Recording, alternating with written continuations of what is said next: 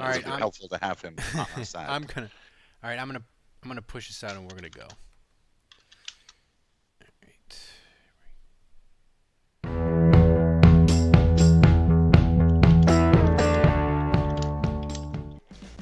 This is Sean Payton, head coach of the New Orleans Saints. What's with this Saints Happy Cast? This has to be the worst Saints podcast in the world. Ralph can't say anyone's name right. Andrew doesn't know football. Everyone has a hard time listening to Dave. And is Kevin even there tonight? The audio with this podcast, my God, the audio, it's painful. All right, everybody, welcome to another edition of Saints Happy Hour podcast. Before we get to the horribleness of the Tampa Bay Buccaneers winning the goddamn NFC and playing the Super Bowl in their home stadium, before we get to that atrocity, I want to remind people. It sounded like a sound effect.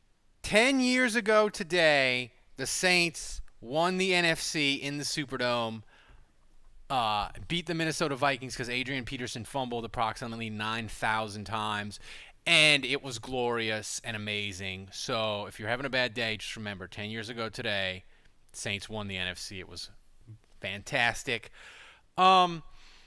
Listen, we're going to get to Sean Payton's end-of-year press conference. I got a bunch of sound from that. That's really interesting. We're going to get to quarterback things with Matthew Stafford saying he wants out of Detroit. But first, I thought I was okay, and I was over the Saints losing to Tampa, and they shitted it away. They played like garbage. They turned the ball over 4 times. And then I watched Tampa go to Green Bay today and win, and I don't even think the Saints could have won today in Green Bay the way they're conditioned. But to watch Tom Brady go to a 10th Super Bowl, he's going to have people sucking his cock all the next 2 weeks. And Andrew, of the last 8 quarters, he's played 2 good ones. He was great in the first half today. He was dog shit in the second half. And he was kind of mediocre against the Saints. He just didn't turn the ball over. It infuriates me that Tom Brady has gotten to another Super Bowl, that lucky son of a bitch, and he didn't even play that great. It's so infuriating. Yeah, I'm bummed. I said after the game that I felt okay and kind of at peace with the Saints being eliminated, and this whole week I've kind of felt okay, and then today, man, just watching the playoff games kind of made me sad. I miss Saints football. I watched the Bucs get into the Super Bowl, and I was just like, ugh, it's awful. So yeah, I'm not feeling too good right now. God, I hate to hear that. I hate to hear that. Tampa going to the Super Bowl. It's just Dave. Yeah, were no. you Sickening? Sickening. It's the worst. Sick people. Mentally sick people. Sick in the head. No, I mean, it's I just this whole Tom Brady thing, man, it makes me feel some kind of way. I want to hate him. I do hate him. He goes to a different team in a different conference that was middling, and he somehow manages to make the Super Bowl again. I mean, As a wild card. I know, but what is? It's like he doesn't do. I cannot wrap my mind around it. I don't understand how he does it. It's just like Ralph said, he's not playing amazing football. And he never really was an amazing quarterback. He didn't make amazing, yeah, he made some throws when he needed to make them, but I don't understand how he does this. It's he just pulls this shit out of his ass. it's like Tim Tebow. He all he did was win games. I will say this for Brady. A 43-year-old dude having the arm that he's still got it's fucking amazing. I will say I hate it, and I'll admit, I will be the first to admit I hate it because I'm fucking jealous, and I hate that it's not Drew Brees. I hate that Tom Brady gets to continue doing this and Drew Brees doesn't. That's why I fucking hate it. I will never like it. Well, and another thing that was this was the whole thing. Everybody, when Brady left New England, the big question was, who was the mastermind behind all those Super Bowls in New England? Was it Belichick or was it Brady? Was it because Brady was a great quarterback, or was it because Belichick was a good coach? So far, right now, it is game, set, and match Brady. That is Brady accurate. looks like you just, I hate to say it, but you cannot argue it. He is No. he is People were the saying- greatest quarterback that's ever played the game. People were saying, just how do wins. how do He Patriot does it fans win, feel? win no matter what. Yeah, people were saying, how do Patriot fans feel? I was like, Patriot fans are probably fine. I wonder how the fuck Belichick feels, because this is like a giant nut kick to his legacy. Sure Belichick and Pats fans are consoling themselves with what the 5-6 Super Bowls they've won. The other thing that was I'm sure they're fine. the other thing that was really kind of annoying today was she was rooting for Brady because of him talking to Drew after the game and throwing Drew's kid a touchdown. She was like, that was so sweet. Tom Brady, he really understands. Only him and Drew understand how it is to play quarterback after 40. I think that was really nice of Tom. So I'm rooting for the Bucs. I was like, oh, get the fuck out of here with this. But so that was my day. I mean, just get ready for the next 2 weeks, Oh, my because God. the media, they're going to be shoving it down your throat. I wish I had Mahomes, personal Brady, days I could just. The Mahomes Brady love fest is going to be off the fucking charts. It is Oh going to my be, God. the whole passing of the torch. Tom Brady, Mahomes, the guy that used to win all the Super Bowls versus the guy that's winning all the Super Bowls now. One last time for Tom Brady. It is going to be unbearable. I feel wish- like we're also like 5 minutes away from a Darren Rovell tweet about how the different PMS color reds are like 2 digits away for the two teams. Like, the Tampa Bay Buccaneers PMS color is 236, and the Kansas City Chiefs PMS colors is 238. Fun fact. Oh my God. I'm Darren Rovell. I can't. I wish I had. Can you rent the Unabomber's cabin in Montana, and I could just take like 2 weeks of PTO and just go to a cabin and not have access to my phone or the internet, and just come back the Monday after the Super Bowl? My God, this is. Are you gonna mail anything from that cabin too, or you just stay remote and quiet? Yeah, for the next 2 weeks, if you get a package from Saints Happy Hour, don't open it. No, I wouldn't mail anything. All mailings. My wife. She's in charge of that. Oh, by the way, Here's your thanks boost to bundle. Adrian and Pam, and I'm not gonna butcher your name. It starts with an X and a V, but you signed up. They all signed up at the $12 level. Thanks to them. It starts with an X and a V. It starts so with an Ralph X got and a something wrong V, there. and I don't want to butcher Something that got poor lost in man's name. translation, I think. Zavenler or something. But he's Xavier? No, it's not Xavier. It's like Xavier, but it ends in DERS. So it's very confusing. I guess the one thing we can thank Tom Brady for is that he has turned Aaron Rodgers' career after this loss.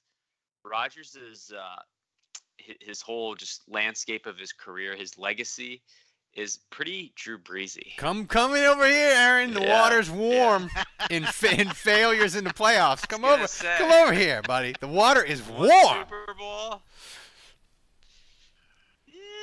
He's breezy, and Aaron Rodgers, man, he was just kind of despondent after the game. He's like, I don't know about my future in Green Bay. I don't know. Everybody's future's up in the air. I gotta say that part was beautiful. No, so before we get to the Saints end of the year press conference with Sean Payton, and before we get to Matthew Stafford, I learned something really interesting today. Or Friday. Andrew doesn't know shit about American history because he went to school in fancy pants France. So Andrew, I've got history questions He knows for all about you. Napoleon. I've got some history questions for you. Dynamite? Yeah. So I had a history question for you. Was Ike Harris, was he Never heard of him. a Civil Any War relation to Ike general Hilliard? that helped defeat the South at Gettysburg, or was he a Saints receiver on the 1978 team? I'm gonna go Saints receiver. He was, god damn it. I'm surprised he didn't know that right off the bat. He did. He just dropped him. So that's what we're going to do. We're not going to do it. It's like a long bit, but like every week, I'm going to try to come up with a history question to stump Juge. Maybe we'll get Thomas to do a graphic for us. We'll do some Jeopardy music. No, I never got much American history. I obviously did European history over there, and then by the time I came to Louisiana for high school and I went to St. Paul's, they were teaching mostly European history because I guess they figured all the kids they all know American history by now. They've been being taught that for years, and so I never really got American history lessons. I don't think Ike was a common name in 1862. Yeah, that was kind of a dead giveaway, Ralph. Yeah, Chester Arthur, guard on the 1983 Saints or former U.S. president? Chester Gardner. Chester Arthur. Arthur. Chester. That sounds like. Is he really thinking about this? That sounds like a president. Yeah. Damn it, he's good. He's getting lucky. 2 for 2, baby. So what I want listeners to do is I want you to email saintshappyhour@gmail. I want you to email history questions you think you can stump Juge with, and if you stump Juge, we'll send you a prize. So saintshappyhour@gmail. Put in the title history question for Juge. I'm getting shamed by my son at school because he's like, he's 10, so he's in 5th grade, and he's starting to learn like he's like Civil War stuff, and I don't know any of the stuff. So he has like this bank of knowledge now that I've just like these people that you're talking about. I've never heard these names in my life. So I tweeted out late Saturday night, just a joke about the Saints quarterback situation. I was like, my quarterback preferences for the Saints: Matthew Stafford 1, Winston 2, broken Drew Brees 3, Aaron Brooks 4, Archie Manning Cyborg 5, Taysom 45. And people got mad at me, boy. That tweet has like 1,500 likes, but like 80 people just like yelled at me. And so it made me think, like, quarterback is all Saints Twitter. That's all we want to talk about. That's all we're going to discuss. We want to fight about it. We want to argue about it until the Saints make a decision. So, Dave, Matthew Stafford and Detroit, they like kind of mutually agreed, hey, I'm done here. We're going to try to trade you. So Matthew Stafford, he's the new shiny possible quarterback for the Saints. Would you want him on the Saints? And if you did, what would you give up for him? Yeah, I would take him. I mean, he's not that young. He's what, 32? 32. Yep. So, but that he gives you, maybe 4 or 5 years. Yeah. Of decent quarterback play. It gives you time to find somebody else. He'll be 33 in February next year. And I think Matthew Stafford is the perfect example of a quarterback who's got a lot of talent, who's got a lot of skill, has never been on a good team with a good franchise that's been able to build a team around him. I think he's the perfect example of somebody who could go to a better system and definitely win. Yeah. What would I give up for him? I don't know. Like we were discussing earlier, I mean, he's going to have a market. I mean, there's going to be a lot of teams that are going to be. He's going to have a hellacious hellacious market because I just want to name. I want to name the teams that need a quarterback: the Saints, the Bears, the Colts, the Patriots. Am I missing anyone? Maybe the Steelers. Maybe the Steelers. That's 5. The Lions? Did you say Lions? Well, the Lions. They're moving on from Stafford. So that's 5 teams that don't need. And the Texans, maybe, if they would trade Deshaun Watson, right? So you could have 6 teams desperate for a freaking quarterback. Andrew, I like Stafford. He'd be my number 1 choice in a vacuum, but I really think he's going to get a low. He's either going to get a low first round pick or like a second and a third round pick from somebody. Like you're assuming that Watson is a pipe dream, right? That the Saints can't get him. Yeah, I think, and I don't even think it's a case of the Saints not willing to go YOLO. I just think there's so many teams that have multiple first-round picks, and they pick higher than the Saints anyway. Like the Saints could offer 5 first-round picks, and the Dolphins could still trump them because they could say, hey, we'll give you Tua, number 3, number 18, and our 2022 first-round pick, and that would be better than the Saints giving them 5 first-round picks. So it's just, I think it isn't even a matter of the Saints' willingness to get nuts. It's just they don't have the ammunition for Watson. So that's why I totally agree. Yeah, and the Saints picked 28. So when you think about parting ways with your first-round pick, you got to be specific about what that means. Because if you're picking 16 and you're willing to give that up, that's a huge difference between that and giving up the 28th pick. So not all first-round picks are created equal. And yeah, I mean, I would give up the 28th pick in a second for Matt Stafford. Absolutely. The problem is, though, I think the window is immediately open for the Saints again if they get a quarterback like that. Because now you're pairing him. Like, look at what he's done in Detroit most recently, and now you pair him with Kamara. You pair him with Michael Thomas. You pair him with an offensive line that's competent. You pair him with Sean Payton.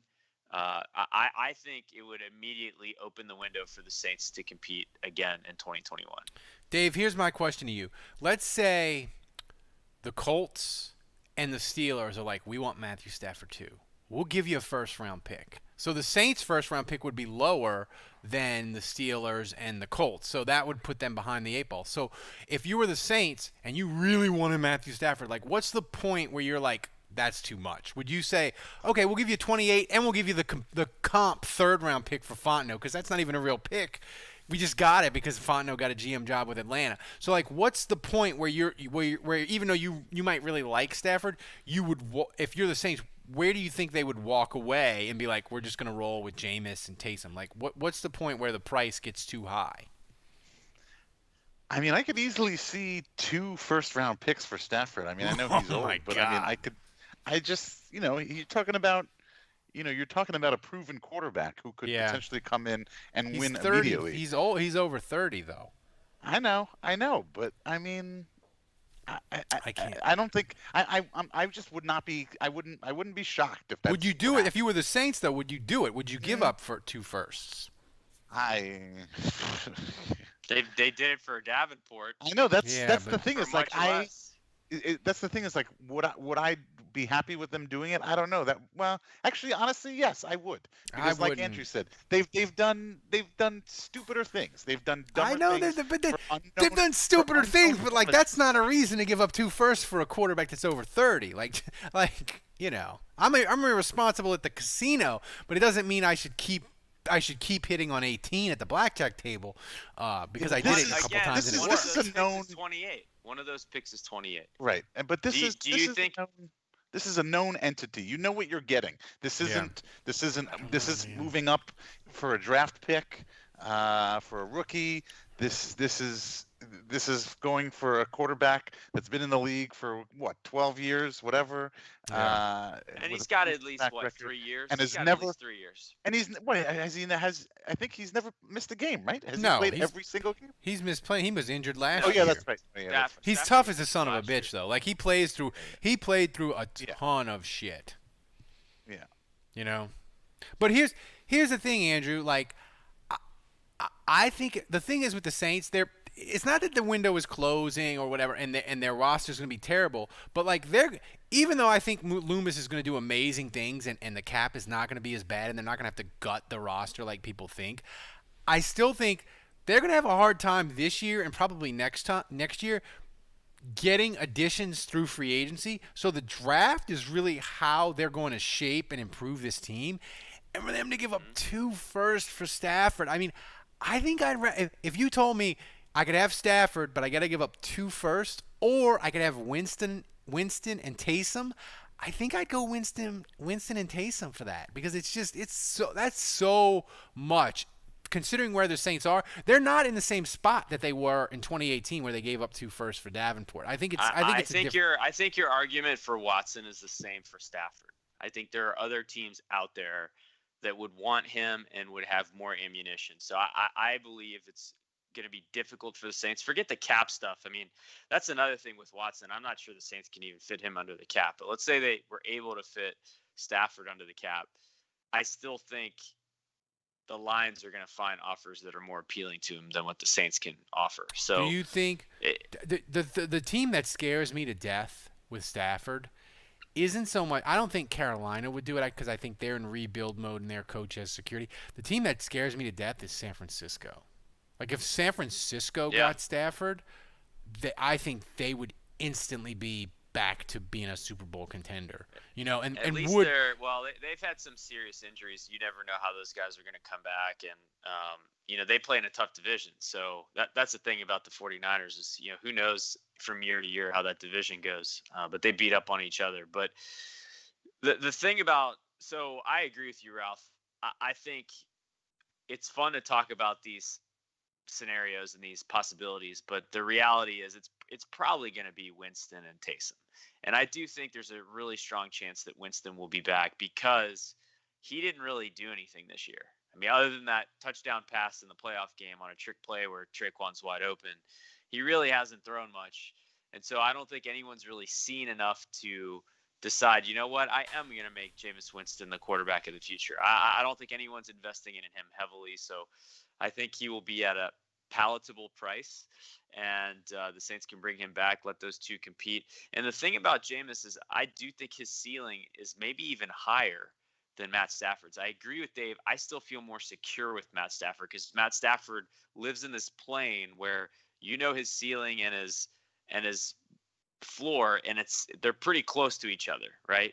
Whereas the variance with Jameis Winston, I would say, is actually higher than Stafford's ceiling, but the floor is much lower, and you don't know what you're going to get next year. So I mean, you could tell me, Dave, you could lay out like 5 different scenarios with Winston, and they could all be plausible. You could be like 30 touchdowns, 25 picks, same old Jameis, Saints eject. You could give me like he starts out great, finishes crappy, then we have to make a decision. You could give me a thing where the Saints go 9-7, he's kind of a mess, but gets super hot in the playoffs, and the Saints make a deep run, and then they keep him. Like Winston, he's so he's like the mystery door, and that makes him so appealing to me. Like I just like wanna be like, I want the mystery door. Like what's that game show? Let's Make a Deal. I want to do like Let's Make a Deal, and I want to pull the mystery door, but behind Jameis, just because I guess the 15 years of the same old consistency of greatness with Drew Brees, like I'm just jonesing to get really, really reckless and grab the mystery crate. I mean, I'll say this. I'm with you, Ralph. I really want to see what Jameis can do. I really want him to have a shot. Regardless of what the Saints do, if they go for somebody like Stafford or Watson or bring somebody or draft somebody, I definitely want Jameis to be there and to compete for the opportunity to be the quarterback. Regardless of what they do.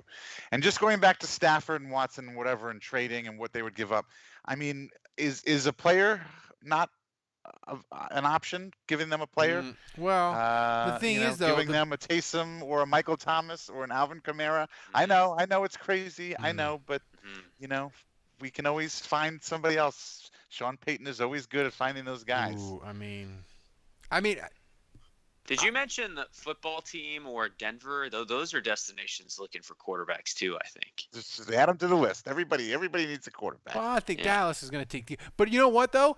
The thing that's interesting with Detroit though is what if Detroit, because they have Aaron Glenn and they have Dan Campbell, what if Detroit came to the Saints and said, "Look, we don't want a first-round pick.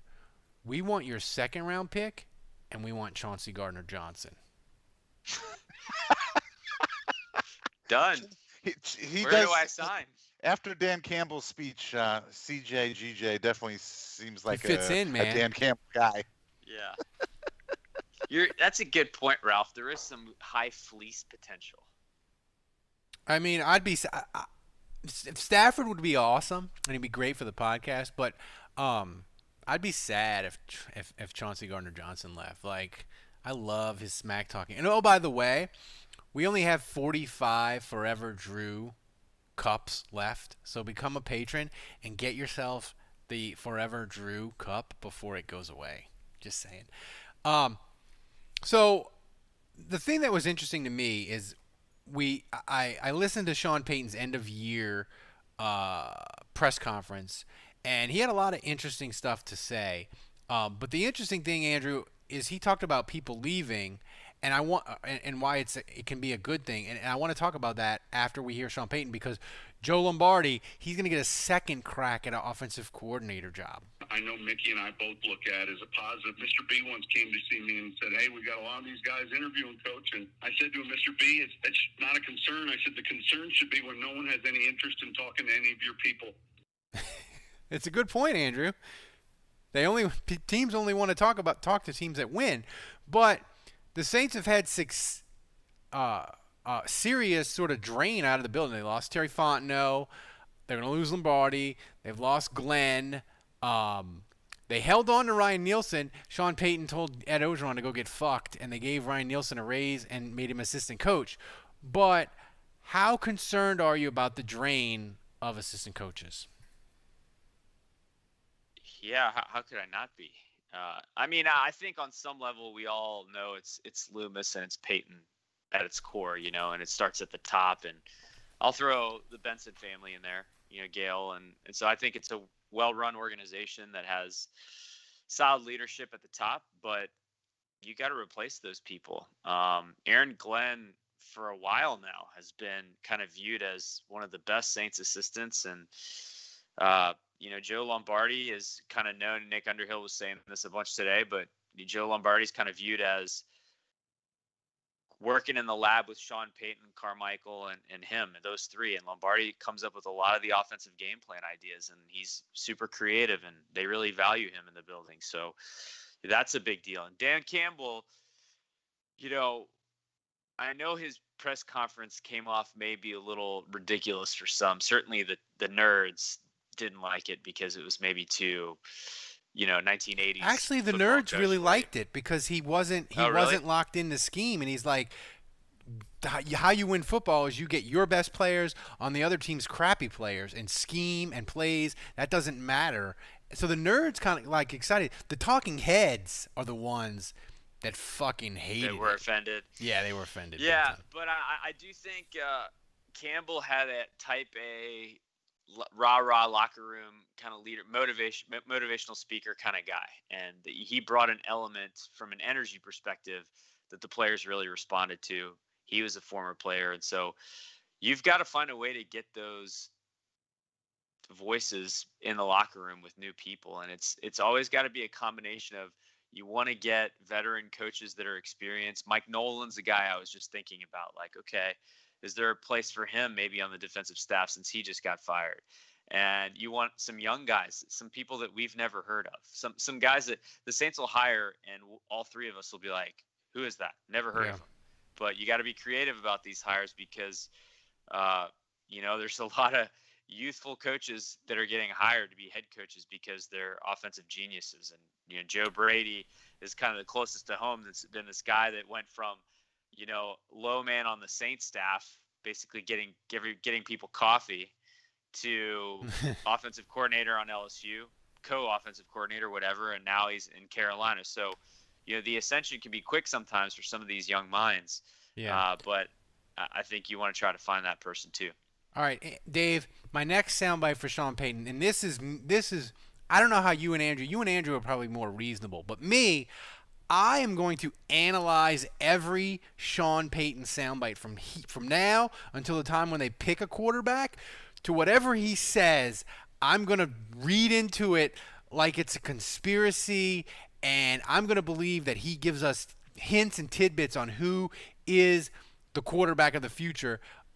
He talked about the quarterbacks, and I want you to realize, Dave, he mentions Winston first, so I believe that means Jameis Winston is 100% the Saints starter in 2021. I said it a number of times. I'm real confident in the players. We have a real good room. I'm excited about Jameis Winston. I'm excited about Taysom Hill. You know, those are guys that we've had a chance, obviously, to see for a period of time. Not as long, maybe not as much time with Jameis, but we'll handle it accordingly. I mean, that position's important. It's vital, and that's why we've paid attention to like an off-season signing like Jameis, or paid attention to keeping Taysom here. We knew there's a chance at some point in time we'll be dealing with the transition. Try to be as prepared as we can when that time comes. So I really like the prospects of those players, and having seen them, up close and personal. Dave, am I a complete and utter lunatic for believing that means Jameis Winston is a starter? He mentioned Jameis first. Yeah, it does. That does mean you're a lunatic, but it doesn't mean you're wrong. Look, I think, and I will believe this the entire offseason, I think for sure they are planning on re-signing Jameis, bringing him back, and he will be on this team competing for the starting quarterback job next season. Now, whether they bring in somebody else, again, whether they draft somebody else, whether they sign somebody else, I think that's a possibility. I think it's going to be Taysom, Jameis, and I think they're going to bring in somebody noteworthy, I would say. Are you guys surprised at all? Well, I guess Dave hasn't mentioned him either. So, but are we surprised that Sean Payton and Dave haven't even mentioned Trevor Siemian yet? Yeah. I mean, he signed a futures contract. He is on the roster. He will be in camp. Yeah, I don't think. You're not feeling Siemian, huh? No. Well, the interesting thing is about quarterbacks is Mike Triplett asked Sean Payton about quarterbacks and how hard it is to find them in the mid rounds, and Sean Payton got mad at Mike Triplett, and they kind of went back and forth. But Sean Payton did mention that evaluating quarterbacks is freaking hard. So Andrew, listen to this soundbite. Does this make you think that they are sort of cold on the draft this year and won't be super aggressive to get a quarterback? Because I think it's a position that oftentimes is poorly evaluated. There's some years that you look at the first round and you wonder how this could have happened. And then it's even a bigger shock because, man, that's how the mocks had them being drafted. And then, well, clearly something went wrong. They weren't developed because we mocked them there. They were drafted there. And so, look, I think there's so much that goes into it. It's not perfect relative to a science, and yet I think there are, in history shown us, more of them are found in the early rounds, no question. And yet, there are great exceptions where, guys were taken a little bit later and had great success. Andrew, that's more QBanon from Ralph. I read into that soundbite. They're not trading up. Very. It's Jameis. We need to start a Twitter account, by the way, Saints QBanon, and we just analyze and make up rumors, and I can be QBanon. I can be the source of all the fake rumors, but we need a Saints QBanon Twitter. But Andrew, does that soundbite, does it make you think the Saints will be less likely to trade up from 28 and go get a rookie? While I give you this answer, you need to go on Twitter and create this QBanon account right now. So go do that right now. I give you your burner. But I don't know. We'll see. Yeah, it's interesting. Like you've got quarterbacks this year like Trask and Mac Jones. Guys those two might go in the first round. I mean, I don't know how their combine's going to go and all that, but there's a good chance they'll be drafted in the first round, and they don't look like first round talent QBs to me. They don't. I would be scared to draft either of those players. I know some people probably listening to this and think they're going to be awesome quarterbacks, so I apologize if I offended you, but I just think he's right. I mean, there's a number of guys that get picked and they're a disaster, and I think part of it is circumstantial because it's like, yeah, you go to the Jags, you go to the Bengals, like maybe you're screwed from the start. Maybe it doesn't really matter how good you are if you're on a terrible franchise with a terrible coach and poorly supported, then you're set up to fail. So that may be part of it for some of these guys. And yet quarterbacks are notorious for being overdrafted. And you see the dominoes, you see it happen all the time in these drafts where a guy goes first overall, then the next guy gets picked third, and then it's like everyone else that needs a quarterback is panicking. They're trading up to 6 to take the next guy, and then the fourth quarterback is taken 13th, and by the time you get to the 5th or 6th, it's like you're starting to get at diminishing returns here. Meanwhile, like the best center in the draft or the best running back in the draft are still sitting there available. So we've seen that happen a million times. The human example of that, Andrew, is Christian Ponder for the Vikings, where you're just like, they're like, we need a quarterback. We got to take him. He's not that good at Florida State, but he's got a strong arm. Let's just go. So here's a question that I want both of you to answer afterwards, because Sean Payton talked about the salary cap, and of course we know that he's in this soundbite. He's like, we figured the fucking salary cap out. We're the Saints, man. This is what we do. But I want you to listen to Sean Payton talk about the cap, and then I want to talk about which way we think the Saints will go this offseason. I'd like to think it won't. What we don't know is, take the player you're referencing, which could be any player. What's the number for that player to get him back, or what's the number that someone else may be interested in signing him? Obviously, we have to wait to see where that cap number falls, and we'll begin the process of studying the roster and then looking closely at those decisions. We've always found a way relative to certainly the players we know to work through some of the challenges and some of the obstacles and put the best team on the field that we feel like is possible, and that will be something that won't change this year. Will it be challenging? Yeah, I'm sure it will be, but certainly we'll be looking at solution-based decisions that we feel like are best for the Saints. So Andrew or Dave, what do you think I want to go to Dave first. Dave, what do you think the Saints are going to do? Do you think they're going to say, we're going to go get a quarterback and we're just going to keep pushing all this salary cap mess? We're going to push it to the future again, and we're going to roll and try to win a championship? Or are they going to try to go to the middle ground where they're like, we'll push a little bit to the future, but we're going to kind of eat it this year, and we're going to kind of stand and try to clean up the cap, and maybe this is like a transition year. We're not rebuilding, but we're not going YOLO for the future. Like, what do you think is the Saints? What do you think their course of action is going to be with the cap for 2021? I really don't know. I would just be guessing. But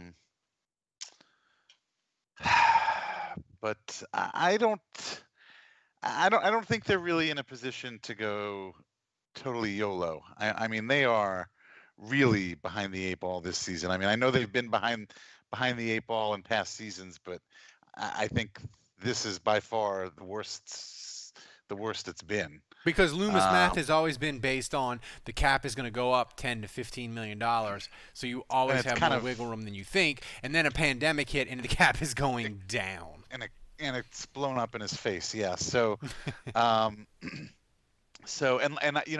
earlier this year, I was always hoping that there was going to be some kind of bailout somehow. It is kind of. I mean, I think the 17th game will help them a little. Yeah. But so I don't know whether they have the option to go totally YOLO. I really don't. Based on what Payton said, he says they're going to take care of the guys that he said. I think they're going to take care of the guys they know, which I guess that means there's a handful of guys that they really trust, that they want to that they really believe in, that they love, and that they're going to take care of, and they're going to make it work no matter what. So yeah, I would say middle of the road at best for them. It'll be middle of the road financially, as far as an approach. Andrew, what do you think will be sort of, because I think the Saints have to get quarterback done, maybe try to get it done before free agency, but what are sort of tips that or sort of signs that you'll be looking for in sort of contracts that they do that will sort of tip you off and be like, hey, I think these moves that they've made means they aren't gonna stand pat. They aren't they're still going to be chasing a Super Bowl. They are like we're not in full YOLO mode, but they ain't reloading or retreading or whatever. They're still going for it, trying to win, trying to be a playoff team. What sort of cap moves would you see that they would do, and you'd be like, Mickey Loomis still chasing it hard? Well, I know there's a few ones I would answer that with. I know they really value Marcus Williams. And so if they find a way to get him done and bring him back, then I think they're serious about trying to compete ASAP. Because I think that's the kind of guy where he's going to get a big deal. And if you're just like, yeah, we can't compete with that financially, and you don't try to cap shenanigan it so you can keep him, then he's going to sign with a huge contract, and then maybe you get a third round pick as compensation for him. So in the subsequent year. So I think what they do with Marcus Williams will be pretty telling. You know, a couple of other things to keep an eye on. I mean, I think with Ramczyk, I'll put it to you this way. I don't think there's any way Ramczyk or Lattimore are playing on the Saints this coming year on their current deals. I don't think there's any way they will, because they're both on 1 year, 5th year option rookie deals. And I just think that's an easy way by extending them to lower their cap number. And that's going to be part of the Mickey Loomis process of getting the numbers down to fit within the cap. So, well, and also too, star players like them don't play out the 5th year option. You either extend them or you trade them. That's how that works. No, they do if you've got the cap space, you know, and you want to see how they do in their 5th year. I mean, there's been plenty of first round picks for the Saints that have played out their 5th year, but I would say who were right stars now, who was a star that played out their 5th year? Mark Ingram played out his 5th year. Rankins just played out his 5th year. I mean, he's not a star anymore, but I mean, they've had guys. Rankins just did it. So anyway, my point is, I just think I look at Lattimore, and that would be a big one for me. I think if they extend him long term, then I think they're serious about trying to win this year and in the near future, because they want a number 1 corner. If they trade Lattimore to get his contract off the books and get under the cap, then that's about as clear of a signal as you can get that, like, we're getting rid of our number 1 cover corner. We're not planning to win this year. Yeah, it's interesting. The reason I ask it is I think it can just go so many different ways this year. But the one thing I think that is clear, Dave, you know, and we've had free agency before where, you know, and like after 2011 they had to sign Brees, and we were like, well, they got to get Brees done first, and then they know what happens, and then they'll do everything else.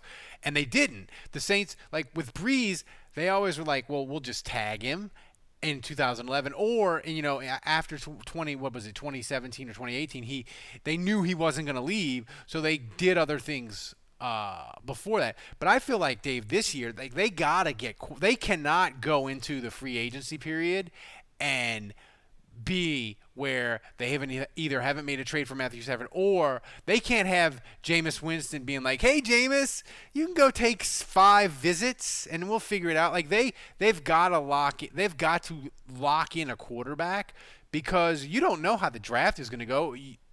They're picking so low in the draft. There's no guarantee. Yeah. There's no guarantee that they can trade up and get a quarterback. So I feel like, Dave, quarterback is going to happen before free agency opens. Is that crazy?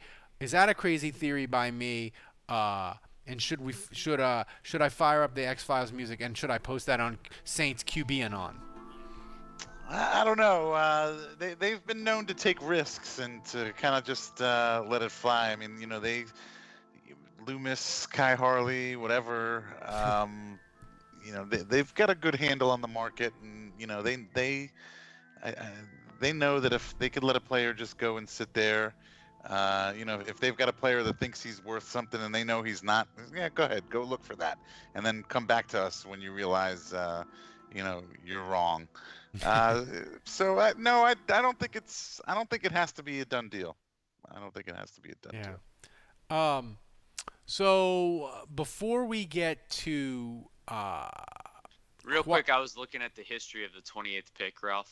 which is where the Saints are picking, and Is it terrible? that it's so bad. I mean, if you look at 40 years of drafting, 28th overall, Darryl Green was a great corner for the Hall of Fame. Formerly Redskins. Derek Brooks, the linebacker's on here. Tampa, for Hall of Fame. For the Bucks. He was good. You've got Joe Staley, the offensive tackle for the Niners. Yeah, he's good.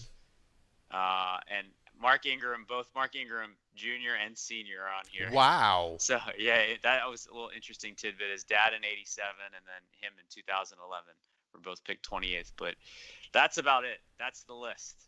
Otherwise, I mean, I can read these out. Only one QB, actually, Mark Malone, who was terrible since 1980.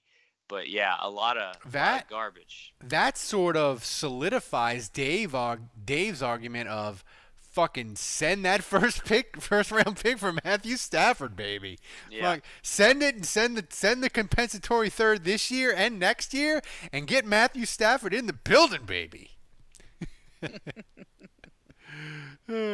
So, Andrew, I've got questions. You go into Discord and pull up the other questions. But Dave, this is from Reichert.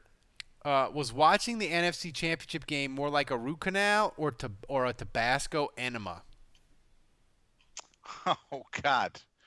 Well, I'm happy to report that I've never experienced either of those yet in my life. That is amazing, considering the amount of sugar that you consume. that is a bigger upset than the Pelicans losing by 20 to the Timberwolves last night. Jesus Christ. Let's not go there. Yeah.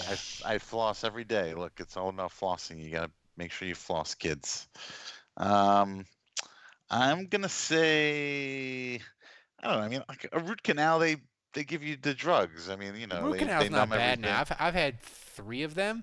They're not bad. Like they drug you up, and they depending on your dentist. Like I have a great dentist. It's not bad. Yeah, I mean, there's nothing you could give for a Tabasco enema. I mean, that sounds you gotta, terrible. Like, you've got to live through that, straight up, all the way through. So I'll say a Tabasco enema. Dr. Keon asks, can we get Aaron Rodgers, Andrew?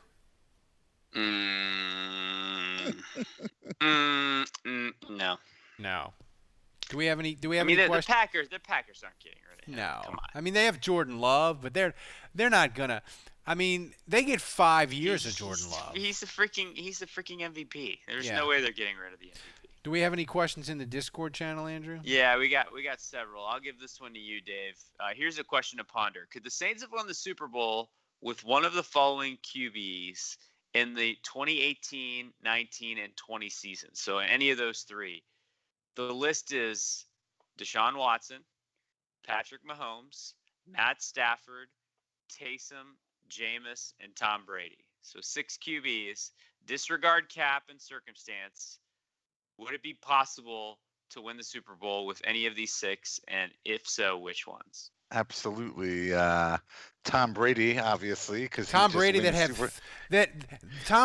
have 3, and Tommy Lee Lewis would be dead because the amount of flags that would have fell on him would have crushed his body in 2018 if Tom Brady was the Saints quarterback. That is a fact.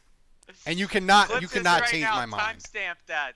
That's your clip for the week right there, Ralph. That's very true. That's a great quote. And then Mahomes for sure too. I mean, Mahomes is Watson. Why they probably win with Watson. Yeah. What about Stafford? They mean, win a Super Bowl honestly, yes. Stafford. They could win with a lot of those guys. Stafford to me. Now let's go Jameis and Taysom. I don't know.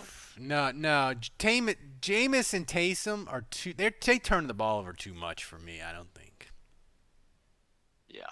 I think I agree. Stafford with the Saints though would be very fascinating to me. Not only because it would be fun, but it would be. Stafford would have no more excuses. Like if he would come to the Saints and flop, his entire career will be completely different. Whereas like now he's sort of like the Archie Manning of the Lions, right? But if he comes to the Saints and the Saints have won 49 games in 4 years and he doesn't at least get the Saints to the playoffs a couple times, his career will look completely different. So I'm fascinated with the Stafford to the Saints. All right, we've got Amick 5505. He's asking us again if we would trade first rounder for Stafford. We already answered that. I'm going to give this one to you, Dave. This is a good Dave question. This is from Hoodat, H-O-O-Dat. Casey likes to play from behind after spotting the opponent a TD or two, including the game that was on earlier. Any chance they would let Brady fall victim to a 28-3 lead in his home stadium, no less? No, no, I don't think they would want to purposely get down 25 points. That's a little risky, and I don't think they intentionally get down points. I think just for some reason they're a team that's slow to start. But it's going to be interesting with Tampa because not only does Tampa, Dave, not only does Tampa get a home game in their stadium, but I would assume that like all those healthcare workers that the NFL has invited to the Super, like those are all going to be from the Tampa area. Like that, it's going to be basically a home game for Tampa, right? Yeah, it's crazy. I can't believe they. It sucks. Of course, that happens at Tom I know. Brady. I can't believe no Super Bowls ever in Foxborough, and the was first year he bound to goes happen. to Tampa. God, it was I bound hate to to happen. hear that. I hate to hear that. Continue, can't Andrew, believe with the that. questions. All right, there's back-to-back questions from Balky, our buddy. Yeah. On the front lines of COVID, he's got a couple great ones, and I want these are both good ones for you, Ralph. The first one is quite simply, why can't we have nice things? We can't. I tweeted this out. Tampa going to the Super Bowl in their home stadium because of a PI call, that means one of two things. Either God hates the Saints or God is dead and Satan is now running things. Fair. Look, I have an answer for this question too, and Ralph, you can play the X-Files music. Okay, and I've said this before, and I'm going to say it again. I'm putting it out there. I want you all to listen and pay attention. I think why can't we have nice things? I think the 28-3 thing, man. I think we're fucking ourselves. I think we are cursing ourselves. You know, we Putting some bad karma out there. We continue to just rip into the Falcons for 28-3. It had nothing to do with us. That game had nothing to do with the Saints, and we just inserted ourselves into their business, and we have, phrasing. Yeah, we've made a joke of it, and nothing good has happened to the Saints since that has happened. Okay, I want you to remember that. Ever since the Falcons lost in the Super Bowl to the Patriots, after leading 28-3. You had the Minnesota miracle catch, you had the no call, you had losing to Minnesota again. Now you had this year. I'm just saying, I think we got to lose the 28-3 stuff. I think we got to let it go. I don't think we're gonna. If you had told me I'd have to we're suffer jinxing through the ourselves. last 4 years, at 28-3, at that very moment when that extra point went through, and Arthur Blank is doing that celebration, that double arm extension on TV. And at that very moment, if you had told me, Andrew, I will offer you these next 4 years of excruciating playoff exits for the Saints, but in return, the Falcons will lose this game, I would say, fuck it, give it to me. Sign. Where do I sign? Right now. I will sign that paper and there's no takebacks. I'll do it. Yeah. Well, I'm just saying. I hope it was worth it. So, Dave, it was worth it, and It I was regret worth nothing. it. All right, because when Balky asks quite simply, why can't we have nice things? That's why we can't have nice things. 28-3. We sold ourselves to the devil for 28-3. Maybe I was a little hasty in that decision. Yeah. All right, Ralph, this is also from Balky. He wants to know, is it just me, or is the off season shaping up to be the most Ralph Malbrough prediction-ish off season ever? Oh, it is. We either make the right. Well, hold on. We either make the right choice at QB, the team stays largely intact, and the team burns the NFL to the ground, or We make the wrong choice at QB. We bottom out because of it and have horrible cap issues. No middle ground.